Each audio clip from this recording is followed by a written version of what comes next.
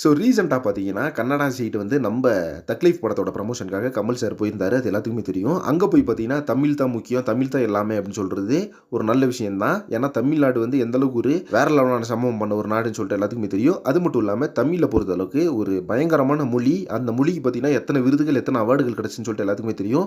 So இந்த ஒரு விஷயத்த பார்த்தீங்கன்னா, அவரு அங்க போய் தெரியாம சொல்லிட்டாரு. நம்பளுக்கு பார்த்தீங்கன்னா, அந்த விஷயம் தெரியும். ஆனா, அவரு மறைச்சே வச்சிருந்திருக்கலாம். இப்ப இந்த படத்தோட ப்ரமோஷன் டைம்ல இது ஒரு தேவையில்லாத வார்த்தைகள் அப்படின்னு தான் சொல்லணும். அங்க போய் சொன்னது. இதனாலேயே பார்த்தீங்கன்னா, தக்லைஃப் படத்து மேல அங்க வந்து பயங்கர வெறுப்பு வந்து காட்டிட்டு இருக்காங்க. இந்த படம் வந்து ரிலீஸே பண்ணக்கூடாது அப்படின்ற மாரிலாம் போராட்டம் பண்ணிட்டு இருக்காங்க கர்நாடகால. இதை எதிர்த்து பார்த்தீங்கன்னா, நெறைய பேர் வந்து குரல் குடுத்திருக்காங்க. இப்ப பார்த்தீங்கன்னா, சிவராஜ்குமாரே என்ன சொல்லியிருக்காரு அப்படின்னா, கமல் சார் சொன்னது எந்த தப்புமே கிடையாது. தமிழ் மொழி என்னையும் ஒரு செமையான மொழி தான். நம்ம மொழிய விட இது பயங்கரமான மொழி அப்படின்ற மாரிலாம் அவரு வந்து அங்க பயங்கரமா பேசியிருக்காரு.